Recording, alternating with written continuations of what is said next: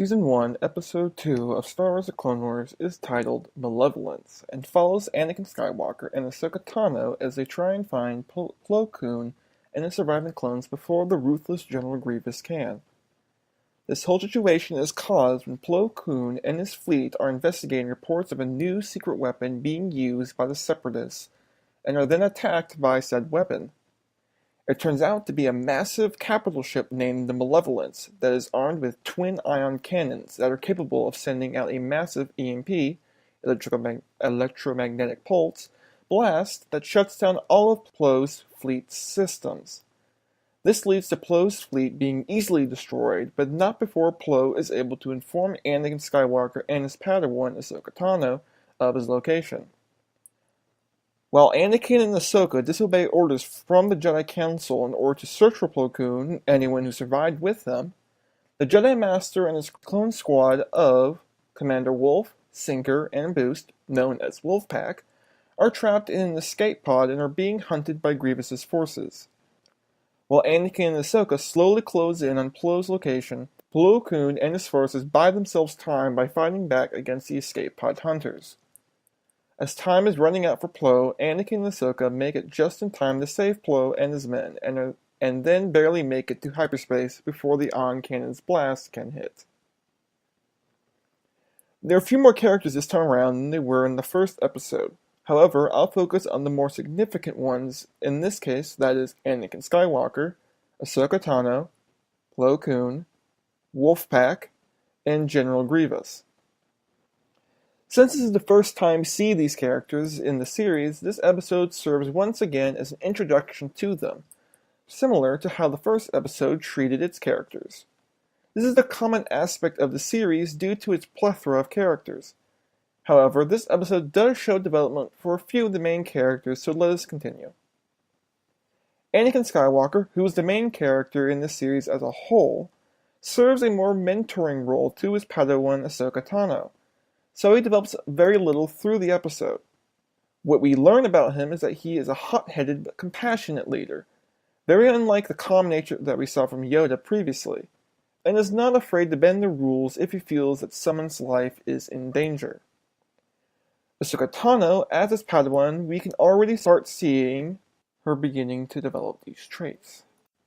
When she is informed that they are to leave Plo Koon to his fate in order to keep the fleet together in case of an attack from the mysterious weapon, she basically freaks out, as we see earlier that she has a connection with Plo Koon similar to a daughter to a father.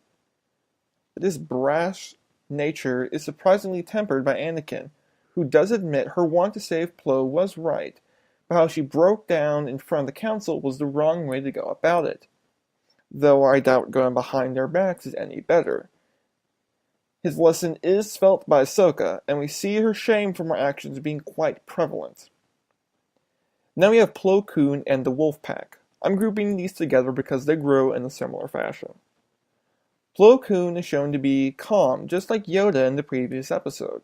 However, it is obvious that he cares deeply for his clones, more than just comrades, but in a brotherly fashion. When he realizes their situation is dire, he knows they may not survive, but they will try their hardest to live as long as they can. The Wolfpack shows a similar love for Plo, and fights just as hard to survive and trusts him fully. It is a great way to get across that they have been through a lot together, even though we haven't seen it yet, and no matter what, they will have each other's backs. Now we reach the main antagonist of this episode, General Grievous. As the first time we see him, it is easy to notice that he shares several traits with Asajj Ventress, one of these being a ruthless nature and a bit of overconfidence. The difference here is that it is obvious that this general knows when he is in trouble and tries everything to prevent things from going awry. However, he does fail and doesn't handle it very well. This bothers me because at first he seems like at least a competent general, but once things don't go his way, he begins to have a fit? Hopefully this doesn't happen too much. Now the tone of this episode is very ominous, and it does a great job of setting up the idea that Plo Koon and his troopers could easily die. This is done by a haunting moment where Plo's pod begins to receive a distress call from another pod.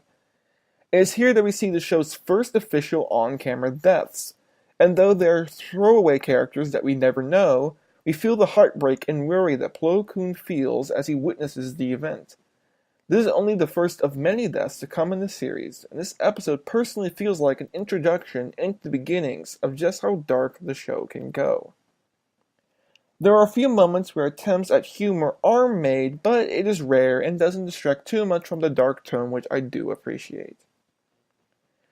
Once again, the animation is beautiful in terms of movement, however, I did notice that the character models seem to have dropped in quality slightly. Not enough to really get on my nerves, but I did notice it after a few viewings. On a positive note, the animation of the ion cannon was very well done, and I could feel its approach and wanted it not to hit as much as the characters in the show did. On another note, I did notice the animation of its firing was reminiscent of the Death Star firing sequences. But I took this as an homage to the original films, and so it didn't bother me. Like I said earlier, this episode is the first episode to begin showing the darker aspects of the series, and so it is an important episode in order to let the audience know that this animated show is about a war, and people will die. Another important aspect of this episode is it is a part of the first arc in the series. While I think a story arc this early is rushing just a bit, but it does become a trait of the series as a whole, so it doesn't bother me all that much. Since this episode is part of a story arc, I will delay scoring until the arc is complete. I shall continue this arc next week, so until then, farewell, and may the Force be with you.